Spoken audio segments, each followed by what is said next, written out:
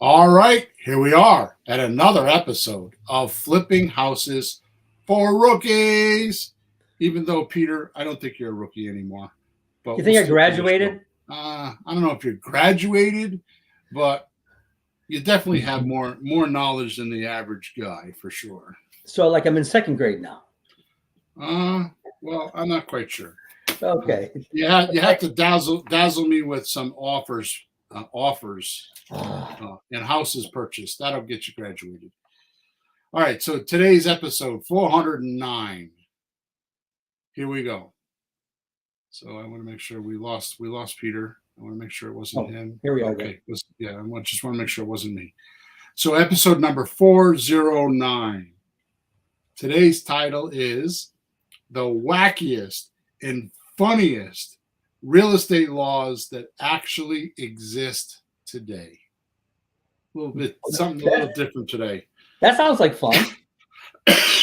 So here we go. Here's the description. Have you ever heard of a law so bizarre, so outrageous that you can't believe it's actually on the books? Well, get ready to have some fun during this wild ride through the wackiest and most hilarious real estate laws still in effect across America today. Jeez. Listen in while we reveal the strangest property ordinances, nuttiest neighborhood rules that some homeowners, like buyers, sellers, and investors, need to know. From downright absurd to the laugh out loud ridiculous, these real estate regulations will make you question whether lawmakers were hitting the laughing gas when they passed them. Get ready to belly laugh, gasp, and shake your head in disbelief at the most outrageous real estate laws on the books today. Whether you are a seller, buyer, or investor, you will want to hear about these legal loopholes and zany zoning laws. Join us today to see just how far some will go in today's society to make up laws that only deter your expansion and American dream to flourish and prosper. Also, you have been warned. Warning, warning, warning. Danger. Laughter is legally required when listening today. Doke. All right, so let's do our housekeeping activities. First of all, thank you for being here, watching us, or listening to us and giving us support. If you listen to us regularly, you will know that on 9:30 a.m. most Thursday mornings, unless we're on vacation or something, we pre-record. But on Thursday mornings, 9:30 a.m., we actually record this podcast on a live stream, and we live stream to YouTube, Facebook, and LinkedIn. So if you go to any one of those platforms, you can join the podcast. You can watch us and ask questions as long as the podcast pertains to, as long as your question pertains to the podcast, we will answer them live. Just type in wherever the platform allows you to type in the question, and it will come right to my computer and I can see it. Also, make sure you subscribe and like us, or dislike us if you really hate us. But make sure you subscribe and you like us and leave us a good review. If you have any questions about anything other than the podcast, you can go to flippinghousesforrookies.com. Top right-hand side, there is a support ticket, or you can join our WhatsApp messenger group called Let's Talk Real Estate. There's about 100 and something people in there, and it's a mastermind group for people that want to talk about creative real estate and want to have like-minded people around them. And then lastly, in the description, there's a link to help you with stuff pertaining to the podcast. I usually put stuff in there, some sort of a link in there. Sometimes it's a paid product, sometimes with massive discounts. Often it's free stuff or documents or paperwork. which, by the way, at flippinghousesforrookies.com, if you go to free stuff, I think there's 26 or 28, I think, free things, documents and forms and scripts and videos and all kinds of things that you can use to get going if you're a brand new rookie. Okay? Yes, sir. That's done. Okay, Pete, today is going to be different. I decided to break things up. So it's different than our normal style of education. And here's why. Even though we will be revealing some cool education, I'm going to start over again. I'm going to stop reading and I'm going to just say it, okay? So normally our podcast is like educational from the sense that we're trying to change your way of thinking about real estate, get you to see that there's different ways to do real estate, right? Yeah. So we're trying to get you to think different about how to do transactions. We're not so much about doing. We're completely sponsor free. I mean, we're 409 shows in, and other than some people that I do business with or that I kind of admire, like some gurus, like Ben Settle was one of them, and there's a few others that we've had. We've met people through time that we've invited on the podcast, but we're 100% ad free. I pay for the entire thing. And the purpose of this podcast is just public relations. Public relations to us means good works well known. So we're just taking our good works and we're making it well known to others. It actually costs me money every month to run this podcast, actually quite a bit of money. And the reason why we do that is because, when you're I guess at the top, I'm not saying I'm at the top, but when you become successful, you don't really become successful until you help others. I'm a big Napoleon Hill, think rich guy. I'm a big proponent of that kind of stuff. I read a lot of self-help, and I just have trained myself that, not even trained myself. It's my nature that if I'm not helping other people, then I don't feel like I'm complete. I could have all the houses in the world and have the best life in the world and be bored out of my mind, and I don't want to do that. So this is one of my biggest contributions to the creative real estate world. Technically it's probably about, because we used to do our shows in the beginning at 4.5 hours, an hour and a half. It's probably about 450 hours of training that you can get for free. Yeah. Right? So I think that's a big contribution, right? Definitely. So we want to give you a taste of what I'm talking about here with some non-real estate laws. So we're going to start off with just kind of give you an idea of what I'm talking about with these laws and how ridiculous they could be, right? That I ran into to make me think of this podcast. Yeah, right? I've heard of some of those weird ones. I haven't heard real estate ones. That's going to be interesting. I've heard the other ones that are, you can't sit on a park bench with a woman if it's after 8 o'clock, or whatever. There's weirdo things. So, what'd you run into? So the first one is in Arizona, right? There's a law that says no man or woman over the age of 18 can show more than one tooth missing when smiling.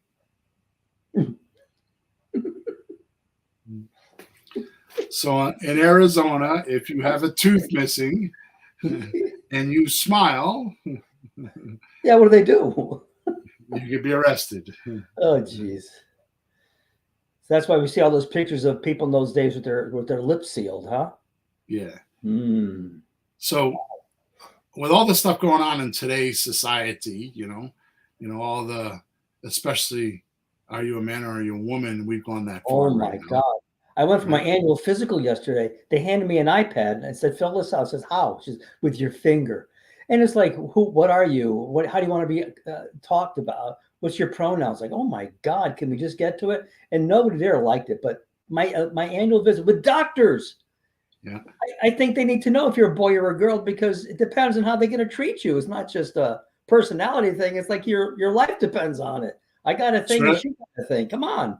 So what does that mean? If you go in and you tell them you're a girl, they're going to ship you off to the gynecologist? Exactly. I don't know. What are they going to do? They're going to go looking for things that aren't there? I want to see you get pregnant, Peter. Oh, no, I'm a little too old for that. Otherwise, I would try. I would try. They're going to say, you're going to go to the proctologist and say, bend over, miss. Jesus. So we're not supposed to be saying this in public. We might have to cut this out. No, we won't. Go ahead. So could you imagine with all the stuff that's going on today that somebody would actually get arrested for smiling with more than one tooth missing? Mm-hmm. That's Arizona. No, and still on the books. It's probably old, right? 100, 150 years. I didn't look that up. These were just things that I found. And they sit there. Right. Here's another. In the state of Washington, right? Mm-hmm. It is illegal to kill a Sasquatch. Oh, yeah, I could see that, because if you find one, you could be on television. You don't want to kill it. You want to go on television. Yeah, that makes sense. In Washington, could you imagine that? When I was a young boy, the guy that raised me, Jess, he was an avid hunter, and there were lots of pictures of him being in Maine, with the dead deer, and him holding the head up, and his gun, right? Probably can't do that nowadays, but he did it back then. So could you imagine that picture of a Sasquatch with your gun and holding his head up? Oh man. I didn't even fully believe that Sasquatches have even been proven to be around.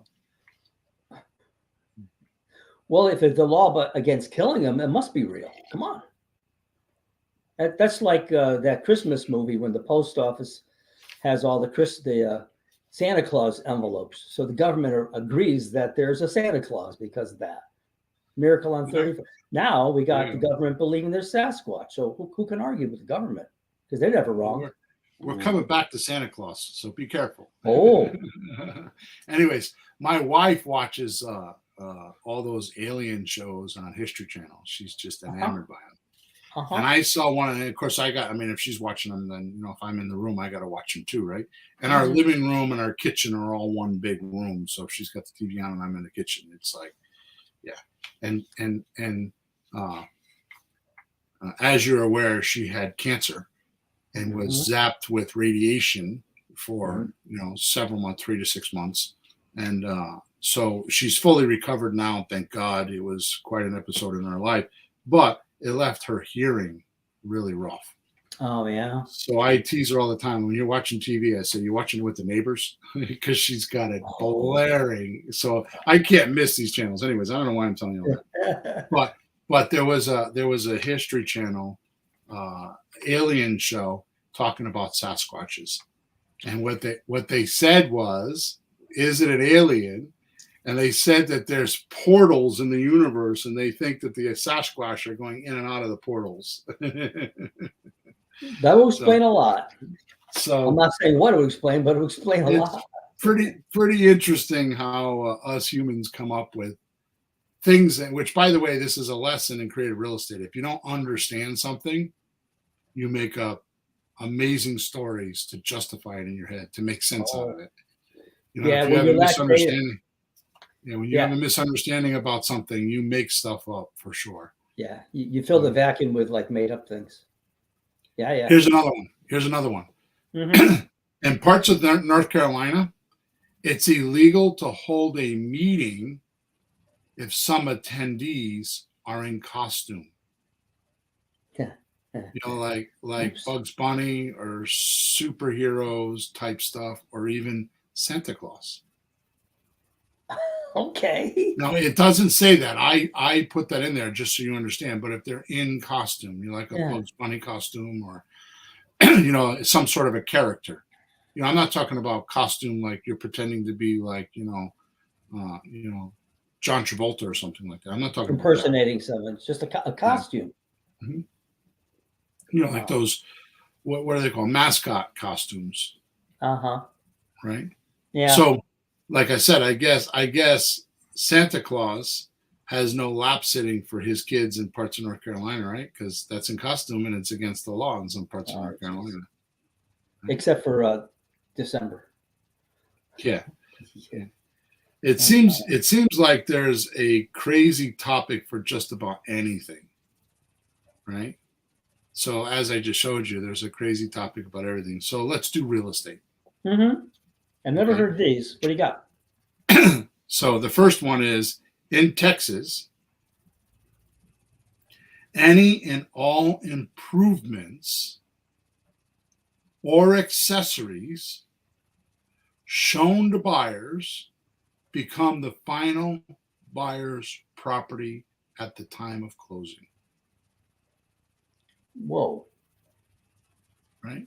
Now, that's any and all, including shelving, family photos, Yeah.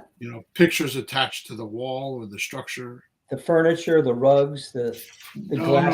No? not that stuff. No? Just No? stuff attached to the house. Oh. So, like, if you have pictures, like, see your stuff behind you, that shelf and all that stuff, that mirror and all that stuff behind you, Yeah. that would have to be included in the sale. Wow. Things like art or your grandkids, right? You suppose your grandkids have drawings, like my wife has some of those. Yeah. How about those kitchen ornaments, right? Or cookware hanging on the walls. So do you think they enforce that, or somebody could if they wanted to, if they knew? I'm not in Texas. I don't know. I'm just telling you what the law is, right? How about artificial fireplaces? Or what about those tools hanging in the basement or on the garage wall? Like on my garage, I have a lot of tools hanging on the wall and on the edge of the wall. Jeez. Now, wait a minute. What? What about that 72-inch TV you just bought? It's hanging on the wall. Crap. So you tell me that if you have to show somebody a house in Texas, you got to go through the house, put all the pictures on the floor, take the TV, put it on the floor, put all the tools on the floor, throw them on the grass outside. Wow. Or in Texas, you better have lots of ink in your pen or pens, because you might need multiple of them, to exclude all the stuff in your purchase and sales contract. Or otherwise, it will be a lot less stuff you're going to be moving out with, because it's going to have to stay. That's bonkers. Now, again, I'm not in Texas, and I don't think that they probably, maybe they do, maybe they don't. But you know as well as I do, if there's something like this, around in the corner somewhere, somebody will prosecute or do something. Mm-hmm. But that means when you write a purchase and sales contract, you got to go around and you got to eliminate not this picture, not that picture, not this spoon, not that rake, not this TV. Jeez. Right? Yeah. I mean, yeah. It's insane, right? Well, a lot of that stuff people wouldn't even want. Like, who wants a picture of my great grandmother, I don't know. Here's another one. I would love to see prosecuted. Really? In Arkansas, am I saying that right? Arkansas? Arkansas? Or is it Arkansas? Yeah. Well, it doesn't say Arkansas. Arkansas, but I think it's pronounced Arkansas. There's a city, I think, Arkansas, in Arkansas, so it could be, yeah. You ready for this? Yeah. I'd love to see this. I'd love to see somebody on TV saying, "Oh my God, I got arrested for this." Yeah. 6 or more females may not live in the same property, regardless of their relationship with each other. Well, as a man, doesn't that make sense? Come on. Come on. Peter. Yeah, don't be looking for support tickets where they're bashing you. I'm sorry. Some days my mother will be sitting out in the living room, Mary. My wife is out in the living room, Mary. And one of my guitar students comes in. Her name is Mary. I was surrounded with 3 Marys. That was my limit. I was so outnumbered. So I'm with that law. I want to put that through in Connecticut. But can we make it 3? Peter, you're showing your age, you boomer. I'm proud of it. Now, notice that it says property. I'll read it to you again. 6 or more females may not live in the same property, regardless of their relationship to each other or with each other. So if it says property, what would that include?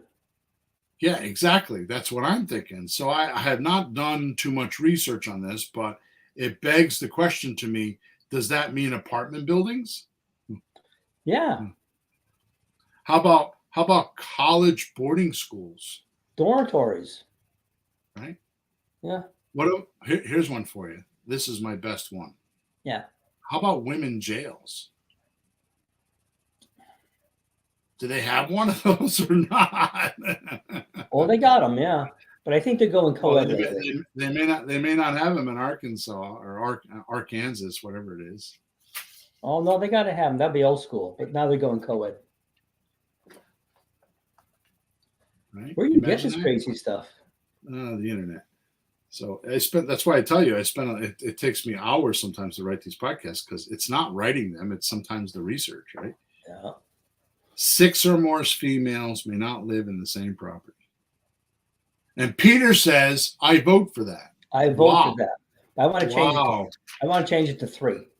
Wow. It's weird, right? Oh, well, yeah. I mean, the funny thing is, I don't think does it say anywhere what the problem is if you shoot Sasquatch that doesn't exist and there's 9 women, like, oh my God, what's going to happen? Yeah. Like they don't say. How about this one? In Rhode Island and California,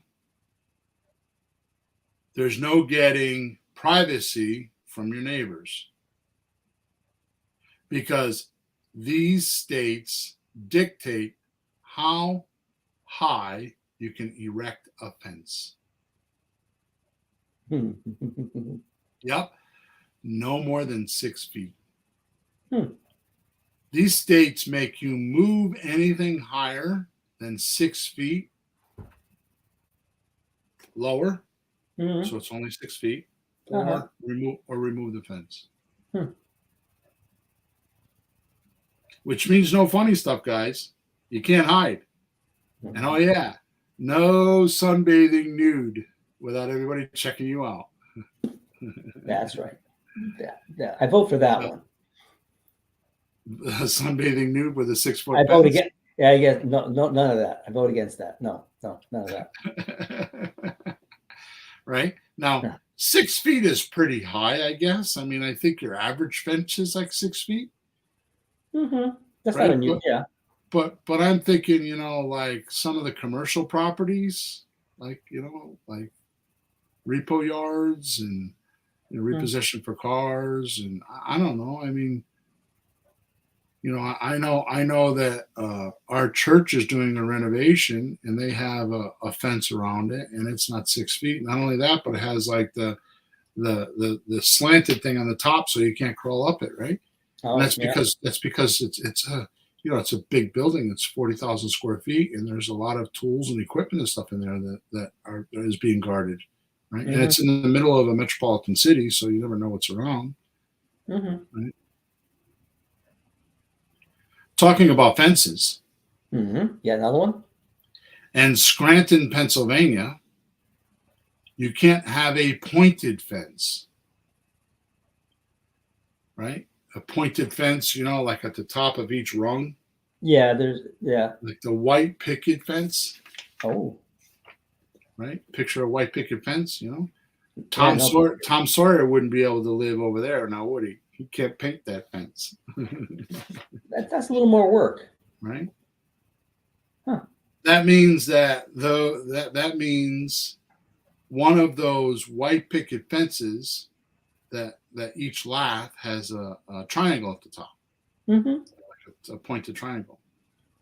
So if your American dream is have a few kids, maybe a dog, and a house with a white picket fence, well, don't go to Scranton, Pennsylvania. Can't do it there. Try going to Clark's or Summit or Kingston. Those are next door to Scranton. There you can have a white picket fence. Somebody must have got this stuck on one of those once, and now there's a law for 1 million people. Yeah. All right. How about the next one? Do you have a green thumb? Mm-hmm. Well, don't go to San Francisco, California, What? because they do not allow potted plants outdoors. I give that to you again. Potted plants outdoors. So you can't put plants in pots, stick them in front, and water them in front of your house. Outdoors. Yeah. It's not in front of your house. You can't do it in the backyard either. Can't do it on the roof. Can't do it anywhere. Outdoors. You can't have a potted plant in San Francisco. So what if you put it behind your 6-foot fence so nobody can see? Now what? And there's only 7 women living in the house, and you're sunbathing. Is that okay? I'm getting confused. No potted plants. No potted plants. You gotta wonder who comes up. So one day somebody was running through the yard or walking by and he got hit with a potted plant. So no potted plants. Okay. But I'm completely confused personally. Yeah. Because, I mean, how do plants live? Don't they need sunshine and water? Mm-hmm. Wouldn't it be better if they're outside? A plant wasn't designed to be put inside. Mm-hmm. I mean, I guess they can live inside. You can water them and put them by the window so they still get sunlight. Mm-hmm. But how do they live if you're going to take away their sunlight and the water? Well, I think they're forcing us to plant them in the dirt. I think that's what the problem is. I think Pelosi was afraid somebody was going to plant her in one of those pots and she didn't want to have any. Oh, boom. There you go. That's he what said I think. it.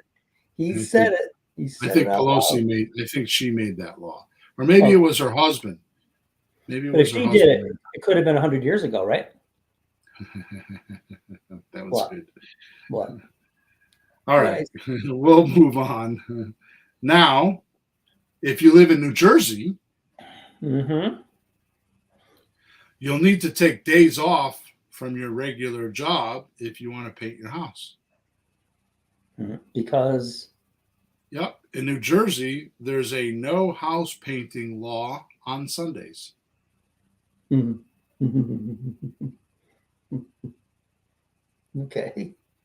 Could you imagine being on a ladder painting your house and the cops roll up? Hey, what are you doing? The cops Get down. say, right? Get down from there.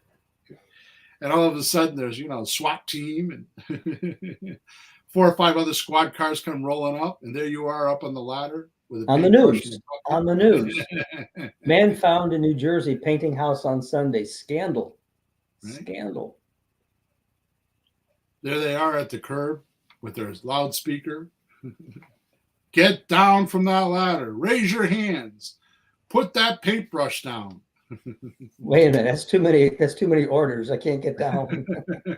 I can't get down.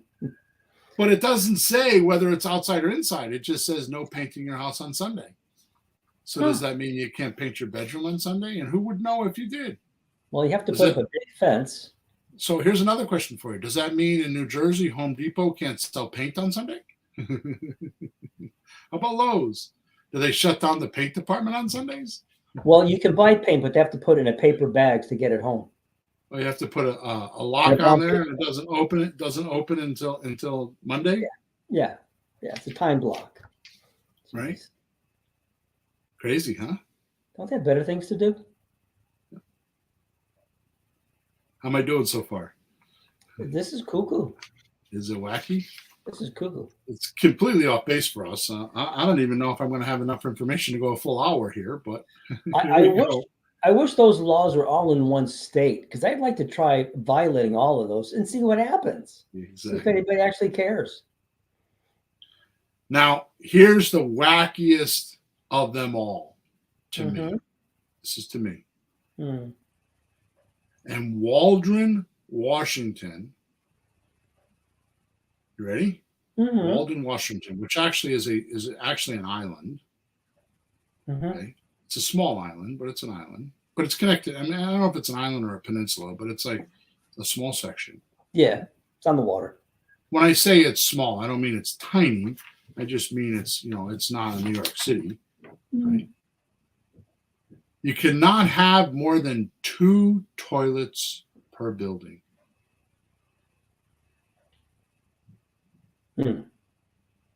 So if they had apartment buildings or multifamily houses, I guess they all have to have a shared toilet. Yike. You see that now? 20-unit building, 20 families, 20 doors, 2 bathrooms. And But they'd have one of those town meetings on that one, huh? You ever watch Big Bang Theory? Yeah. And Sheldon has, Sheldon?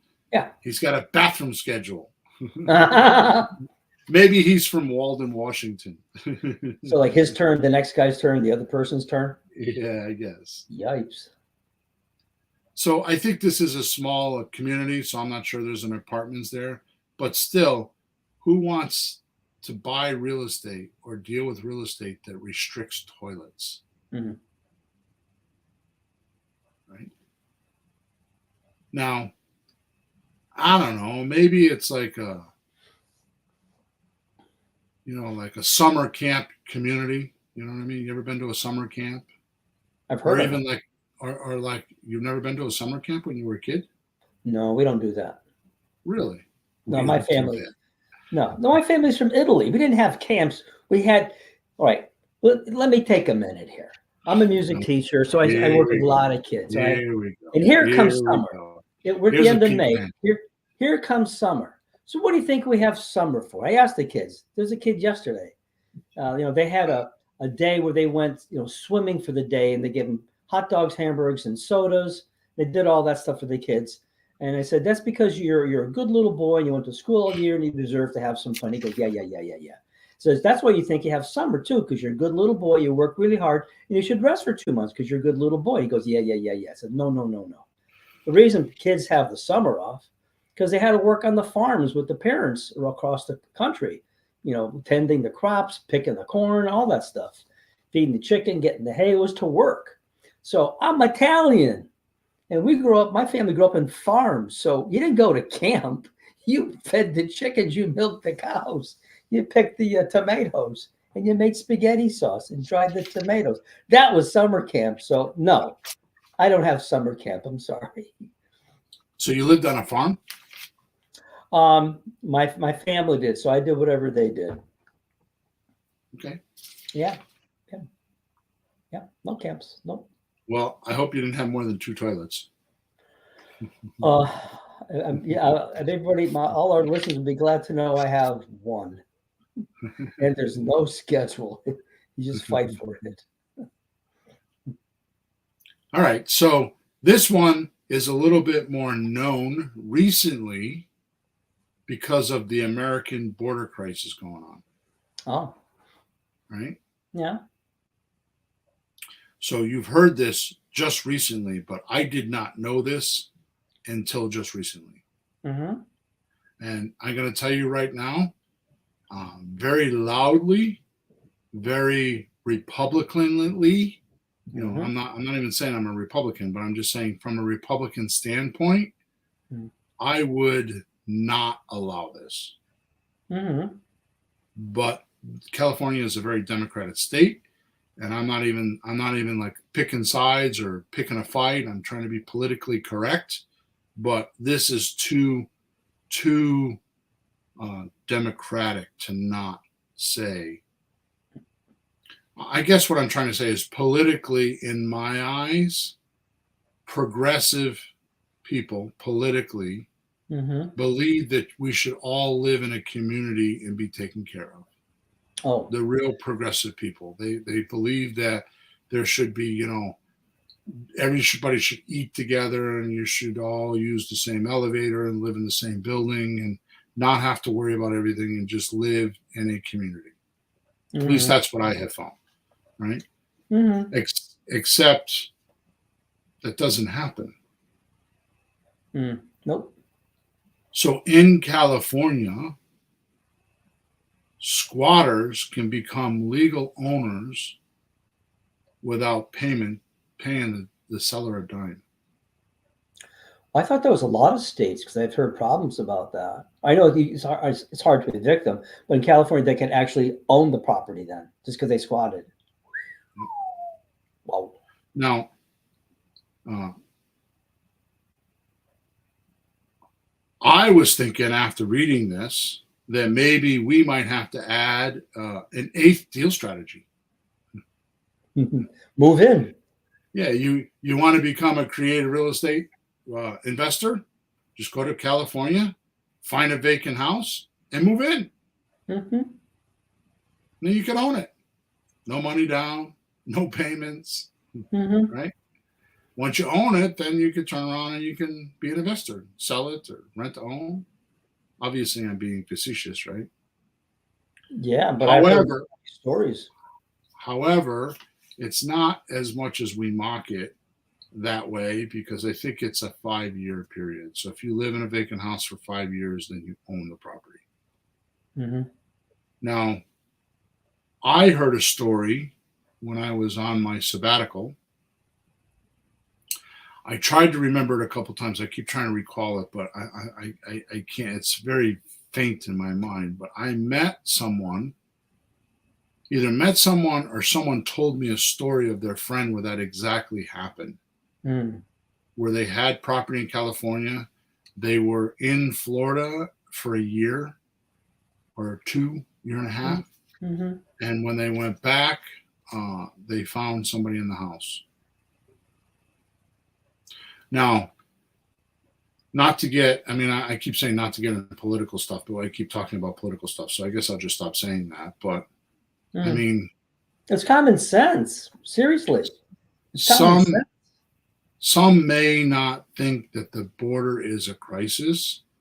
I have friends, especially at the smoke shop, at the cigar shop, that believe that that's the American way, that none of us belong to America, that we all came here from another country, which is, I believe, very true. I mean, unless you're a native Indian, I don't think you actually are from America.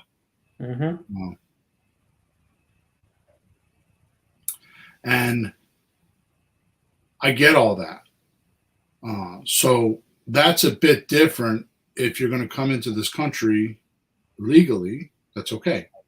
I mean, get a social security number, pay your taxes, and be able to vote. Sure. Right?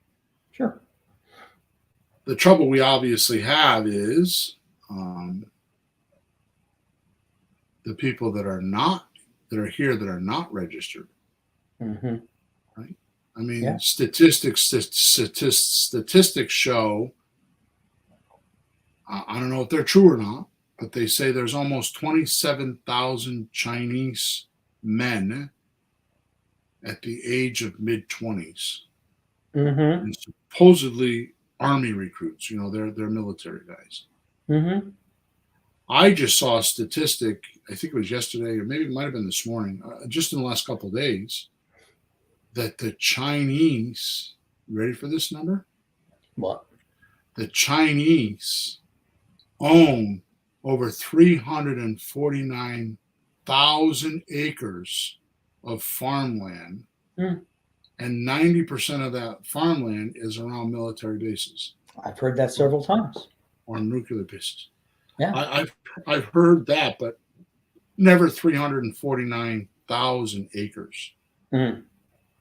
Yeah. They own so much that the Senate is actually going to do something about it. Yeah. Right. So obviously we live in Connecticut. Obviously we get, well, maybe it's not obvious, but Chris, I got to stop here. So Chris, first of all, Chris says, I can't believe how squatter rights are even a thing. Well, they are. Right? But then look what he says. That's an invasion. That's right, Chris. I believe that. I believe that. But so anyway, so we're in Connecticut, so obviously New York news is a common thing for us. I mean, you turn on local TV and New York news, right? Sure. I mean, when you hear the things going on in New York, and I have friends that work in Manhattan, so they're there, right? When kids can't go to school because illegal aliens are in the city when it's cold in the winter and they have no place to put them, they have to close the schools to keep them from dying. Yeah, because they're in it's the so cold. schools. The kids are home online, and the kids are in school, and the families. Yeah. 70% of the hotels, the hotel change, and there was a number, I forgot what the number is. It was a big number, are getting paid by our government Hmm. for the entire hotel to not only give immigrants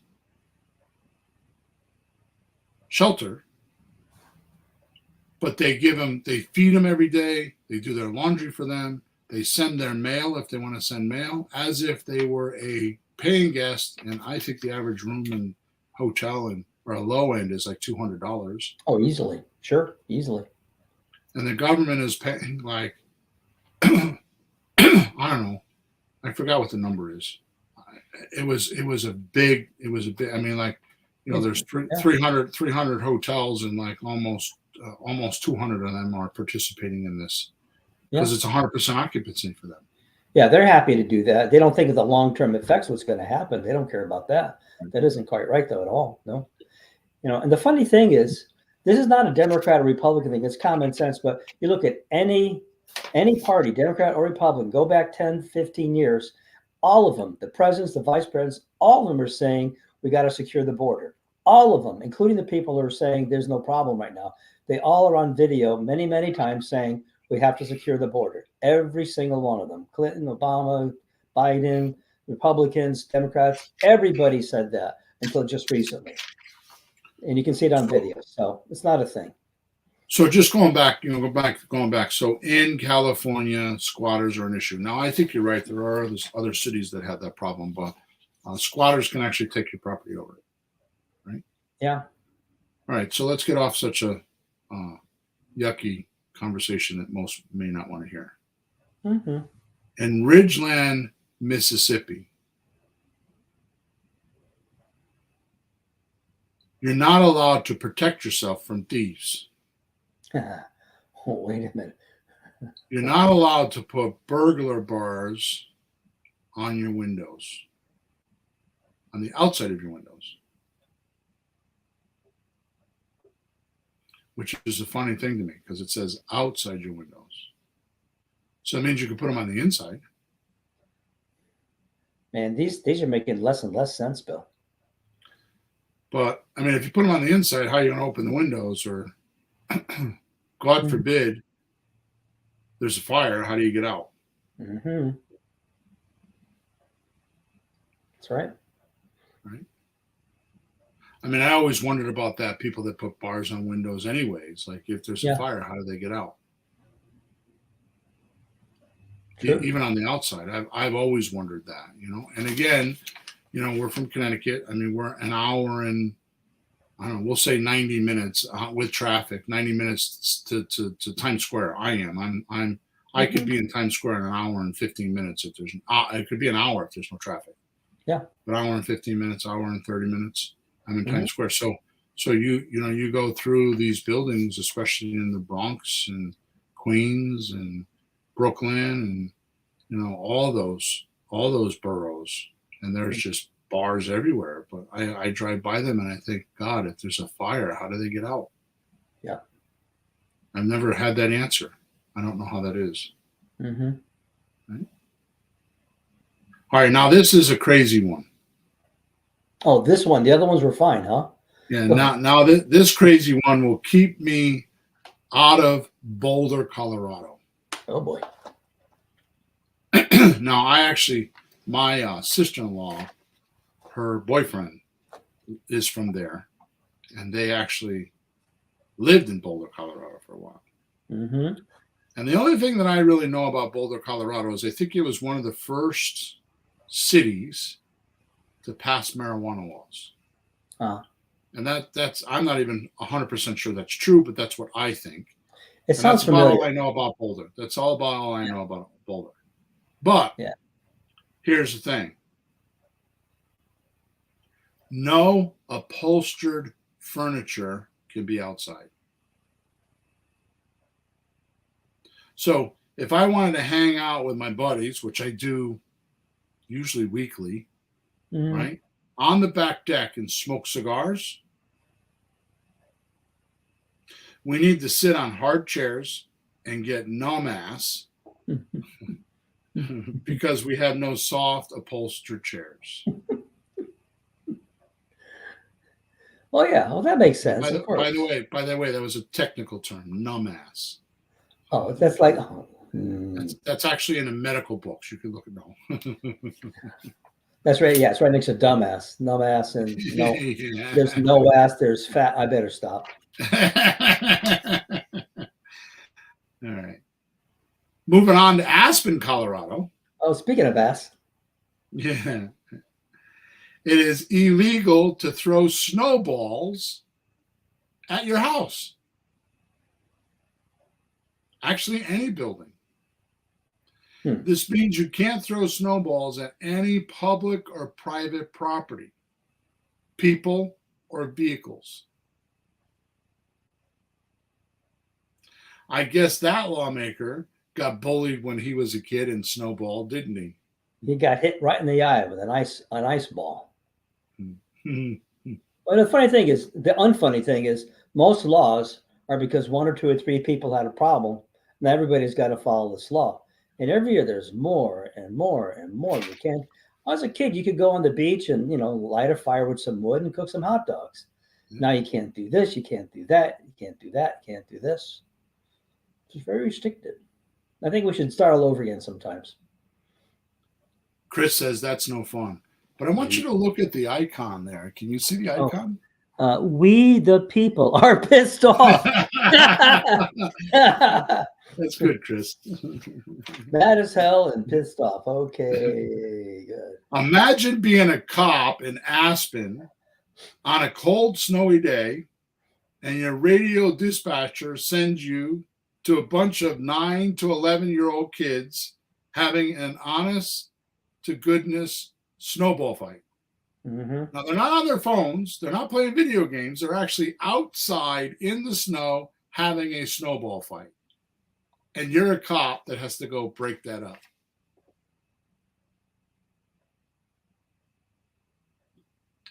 Chris says, in Ohio, we used to ambush the buses with snowballs. and then run like hell? Yeah, exactly. I think they were hiding behind the bushes so they couldn't be seen to begin with. Or behind that 6-foot fence.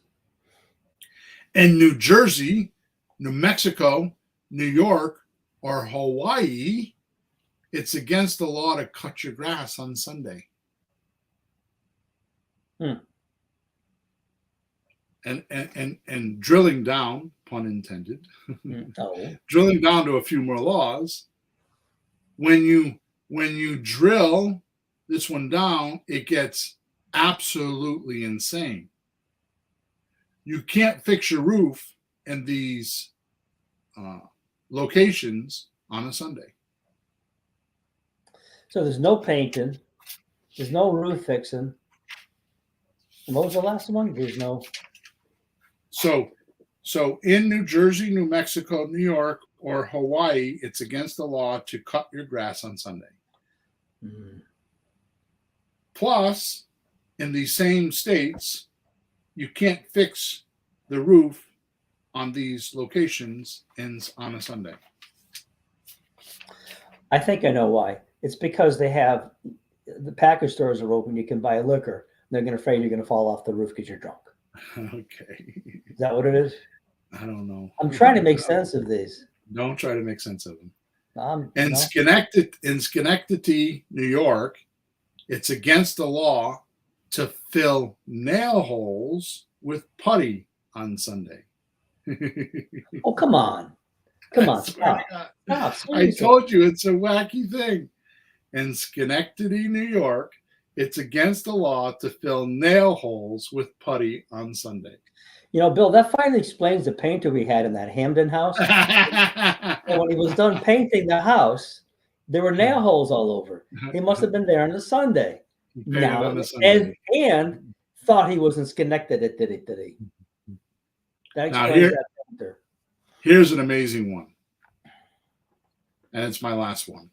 In Hawaii, you can't own a leaf blower. Or if you do, you can't use it. That's against the law. Well, I like that one. Like my neighbors hired some guy to mow the lawn, and the guy does such a crappy job. The grass is all over the lawn, and it takes an hour with this loud blower to blow it all away. My wife's in the office going, "What the hell is that sound like?" It's the moron. Anyways, the guy next door, an hour, and the thing is loud. I like that one. Mm-hmm.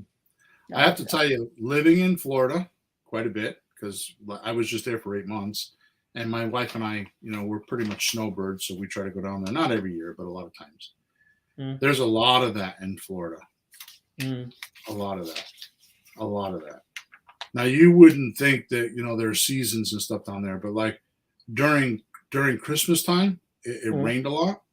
And we had a tree out back. I think it was a southern oak tree or maple. It was something. Yeah. But it was just like the fall here because the whole backyard was just full of leaves. Oh, no kidding. Yeah, and it was like the month of December, because when it rains, the leaves just come off the tree. Now they're not bare like they are on the East Coast, but they're shedding the leaves, and so like so that time of the year you hear a lot of blowers. And it's and like the neighbors around, you always hear them things, and cutting the lawn, you hear that quite a bit. Sure. So as you can see, these peculiar and hyper-specific real estate ordinance demonstrates how local laws can sometimes produce truly bizarre rules and restrictions for homeowners across the country. Now, my beliefs, and this is a bit weird, so just take it up that way. My belief is, if you want to understand, like in the name of farm markets, because obviously I'm a co-founder from Creative REI Reply, which is a software that allows you to we give you leads every day, and we text for you, and our robot, I call robot, they call it AI, answers the text and makes appointments for you. It does the same thing for selling houses. So one of the things that I teach in those groups are, if you're afraid to buy property, or you have some concerns about how to do creative real estate, what you need to do is you just need to find a seller, sign an option agreement with them for 90 days, which you give them anywhere from any paper money. So it could be $1. We give them 100 because it's more professional for the option consideration deposit. And then we go find a buyer. And we don't consummate our deal with the seller or promise anything until we find out what the buyer is willing to do. Right? So what we get a lot of is people that are like, where should I do this? What farm area should I do? Where should I work? Where should I go look for deals? Right. Because we do a live support call every Thursday night, Sean and I. So we answer support tickets every day. So we're very active with the software. We're not one of those software companies that just like, here's your software and good luck. Our software is very hands-on. It's done for you. We do 90% of the work, or the software does 90% of the work. But there's always questions and stuff. I help people on Thursday nights. I help them structure deals. I help them with this. Sean helps them with the software. We do all this. It's a very, very unusual, old-fashioned type of business. We're using technology to find properties and help you weed out prospects and suspects, or weed out suspects so you can find prospects. And our robots do a lot of the work, but Sean and I are very active with our clients. If they need something, or if there's something wrong, the support tickets, there's Sean and I, and then we have one support person, Sunshine. And I'm kind of a little bit of on a rant here, because I want you to understand, not to sell you the software, because this is a podcast and I'm not trying to sell you anything, But just to let you know, we have lots of users that have not been able to find a deal or not been able to do a deal, sometimes for a decade or two, and get involved, and within 30 days they have a deal. And they get nervous. So I tell you all this because one of the biggest questions I get is, where should I pick? Because we ask you to pick a zip code, and we give you a 50-mile radius around that zip code. So my standard answer is you should always do your backyard, which means a property you can drive to within reasonable distance, usually within an hour, is my criteria. So you should always do your backyard, but you should also do another area virtually. Okay, so I'm making a very long story out of this, but I'll get to the punchline here in a minute. The point that I'm trying to make is that, the other thing is you should do a high market and a low market. So it would be good if you did a market that's, $800,000, $900,000, $600,000, $800,000, $900,000 houses, and one that does $100,000, $200,000, $300,000 houses. You should have both markets. Preferably one is in your backyard and one is virtual. So what you could do is, if you so desire, especially some of the nerds we got, and especially the paralysis of analysis people that have to know everything about everything, is one of the gauges of a society or a civilization, for that fact, right? When you look through history and you look at the laws, like if you were to go back to the Roman Empire, right, 2,000 years ago, right, and you looked at their laws, you would find these quirky things that we're talking about. And you've already said it a couple times in this episode. Like, I wonder what problem they were trying to solve. But if you look at the laws that are on the books, you can get some sort of an idea of how the community was run, and more importantly, how management was, aka the government. Yeah. Right. So, I mean, thank God nowadays, technology is the way it is. And I'm a, if you haven't figured it out by now, I'm a History Channel buff, and I love to watch that stuff. And I was watching some documentaries on Caesar, right, Julius Caesar. And I was at one point I was reading about some of his stuff. I was fascinated with him for a little while, right? And Julius Caesar broke all the laws. I mean, he conquered most of Rome because he didn't go by the rules. Wow. Dan Kennedy will tell you blatantly. Dan Kennedy's a big marketing guru. Dan Kennedy will tell you blatantly, do the opposite of what the herd is doing. So I'm not suggesting you go do this research and then you spend a month trying to figure out all the laws of it, but knowing how the laws, or knowing some of the real estate laws or the ordinances of a community, will give you a good idea of what you're going to run into, because too many rookies think about just the money. Oh, I'm going to get this house for $150,000. I'm going to sell it for $200,000. And that is not even a fraction of what that property could do for you, number one. And number two, it's not a fraction of the things that you need to pay attention to. Yeah, rookies that have not done a deal or don't have experience think of the obvious. Like, it's kind of like when you first get into real estate, you think, oh, I got to go find a realtor. And it's like completely opposite of that, right? Or I got to build a team. That was your big thing, coming off of Kiyosaki's seminar. Yeah. I got to go find my dream team. And especially with digital, that's not even true anymore. You don't need to worry about that. You worry about things like, as a rookie, you worry about things like, I need to get an entity or an LLC, and you got to do that first. With my coaching clients, I tell them, no, you don't do that first. What you do is you don't need an entity or an LLC until you put a deed in your name. And when that happens, you do that during the closing. You have the closing agents develop the LLC for you and make that part of the expense of that closing. You put that property in that entity, and you make that property pay for the entity. right? Prior to that, you may do 10 lease options, and you don't need an entity to do a lease option. So it's backwards, Mm. right? So what I tell you is without, and I tell you only this because there's things like AI. Now, I tell you all the time to use Perplexity. Right? Perplexity is a new search engine out that most people don't know about. It's perplexity.ai, right? Perplexity.ai. It's very smart. It's run by, I think it's run by, I forgot who it is. They've put a lot of money into this, and it's a great search engine. I mean, it's much better than Google, Mm-hmm. right?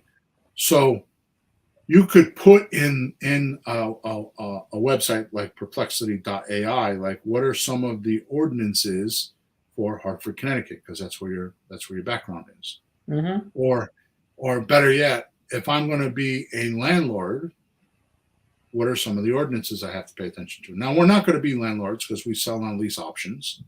In fact, not episode 410, but 411, I'm actually going to go over what it's like to sell your properties, because we don't do that too much. Yeah. The name of that podcast, which is 411, is how to lease property and not do the landlording for gargantuan profits. So I'm going to actually talk about this some of that stuff in episode number 411. But my point is that in a very long dissertation here, what I'm telling you is that the laws are the remnants of how that community will be for you to work in. Is it restrictive, and does it have a bunch of antisocial government people that are just trying to stop landlords and think that they're stealing? You know, are they progressive and feel like the community should be together and they shouldn't have to pay? You know, so is the laws, which, by the way, I'm not even going to apologize for it. There's no way around it. Blue states are much different than red states when it comes to tenant laws, right? Mm-hmm. So all I'm saying is that even though we mocked these ordinances and these laws today, it's actually part of something you should pay attention to when you start acquiring properties. You know, it would be not good to do what I did and get the properties and own the properties and then find out these laws exist. Mm-hmm. And then you end up with a bunch of problems. Like, for example, Meriden, Connecticut, which, by the way, Connecticut is probably as blue as you can get, right? But we're not on the maps too much because the politicians don't do ridiculous things except just charge the hell out of us, out of our taxes, right? The point is in Meriden, Connecticut, I've got, some apartments, I don't know, 6 or 8 of them or something like that. And every 2 years, they send me a letter saying that I have to buy a certificate, a $25 certificate of occupancy, Mm-hmm. and I have to have an inspection every 2 years. Yeah. So like right now, I just had an inspection. When I was away, I got an inspection, and I got violations. That's probably going to cost me, I was telling you this morning, between $3 and $4 grand. What are the violations? Oh, there's no screens on the windows. Mm-hmm. The tenant painted the kitchen and painted over the GFI plug in the kitchen, so I got to put a new GFI plug in. Now, some of the stuff is legitimate. Like, I have to caulk around the tub. Well, the caulking around the tub is discolored. It's like yellow instead of being white. Okay, so I can understand that, right? There's things like the front door. They don't like to paint on the front door. They feel like it's not protective to the weather. So I have to repaint the front door. And that's what most landlords don't want to deal with. Now, for me, it's a different story because I have a portfolio and all the money goes in, all the money goes out, and it's just part of doing business, and I'm okay with that. I manage my own properties because I don't have, I think I got 8 of them. There's not enough for me to get a management company. Yeah. I've had management companies, and for me, they're more work than what I can do myself. Yeah. Right. And I got to pay them a bunch of money. And management companies are great, but management companies are made to have fees. A good management company knows how to fee you to death. Yeah. Right. And at the end of the day, I'll say this, and I'm going to shut up because I'm off off topic right now, but at the end of the day, suppose you have a job in a factory, Mm-hmm. and you're on a salary, we'll say, or make so much per hour. It's the same thing. You have a set number of money that you're going to get for your work, right? Sure. So each week you get paid, or bi-weekly you get paid, right? So let's say that inflation goes up. Mm-hmm. This is not hypothetical. Just hypothetically. And what you used to put $20 worth of gas in your car, and now it's 50. Mm-hmm. But you make the same amount of money, right? Mm-hmm. Or where you eat lunch, you used to pay $5. Now you pay, you used to go to McDonald's for $5. Now you go there for $18. Mm-hmm. But you make the same amount of money, right? Mm-hmm. Let's say that, that's good enough example, right? So the point that I'm trying to make is your income stays the same, but it's coming out of your profits, out of your ability to spend money somewhere else. So obviously, if you're paying an extra $25 a week for gas, right, and you're paying an extra, we'll say $15 a day for lunch, or $10 because you decided to go to the grocery store and bring your own food, right? That's an extra $50. Well, that's $75 or $100 out of your paycheck that goes to nowhere, just out of your control. Mm-hmm. This is what people don't like about apartment buildings, because that's what's happening to me. I'm telling you, I'm going to spend $3,000 or $4,000, but I can't go up on the rent. I can't. Where am I going to get that money from? It's money out of my pocket. That's my income. That's what I live off of. Mm-hmm. So now all of a sudden, I'm going to have to go, we'll say a month without any profits from all my buildings. If I'm making $4,000 a month on all my property, which is not the case, but if I was, that means I go this whole month because of one unit without any profits. Mm-hmm. Right? And it's because of the ordinances in my city that I didn't know about when I bought it, right? Because this is one of the first ones I bought that I didn't know about, and that I had to do every 2 years, do these inspections. It's like Section 8 is the same way. Right. The tenant asked me the other day if I would take Section 8, and I said no. And I was with my contractor, and he got outside. He said, "Why don't you take Section 8?" I said, "Section 8 is great for 11 months out of the year in Connecticut. The 12th month, they come in and they do an inspection, and they tell you to fix all the shit that's wrong because they did an inspection. And it's things like put screens in the house. Well, this house hasn't had screens in it. I've owned it for 10 years, and there's never been screens in it. Oh. And now all of a sudden I got to put screens in it. So now I'm like, there's some windows that have it, some windows that don't. And I have no idea why I got to have screens on the windows. Well, yeah, that's weird because there's been inspections every 2 years. What about those? What happened there? All of a sudden somebody cares about that. No, the old inspector's gone and there's a new one now. Yeah, a lot of businesses, it depends who you talk to. You don't like who you talk to, call somebody else, but then someone else could get involved, and then they got something to say.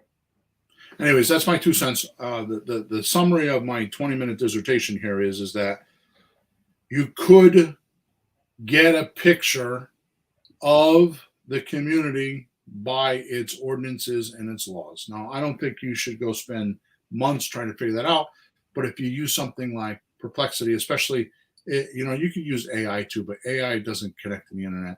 The other one is Gemini. Gemini is another. Let me give you that URL. Gemini is another. That's Google's version of AI. It's Gemini, GEMINI.google.com. That's another AI. But they're connected to the internet, so you can get current data. Mm-hmm. Right? Yeah, and you can go search on some of the ordinances and things you're going to run into before you pick a farm market. Mm-hmm. Now, again, this is not something that should stop you. It should not take days and weeks and months, and you don't need a list of them. But if you just read through them, the laws are solving some problems that community once had or is still having, and it'll let you know what the government is like, or what the rules are like that you're going to have to deal with, and how easy it's going to be to deal with management to get things done. Yep. Okay. So hopefully that makes sense. Totally. All right. Good. So we're gonna bug out here.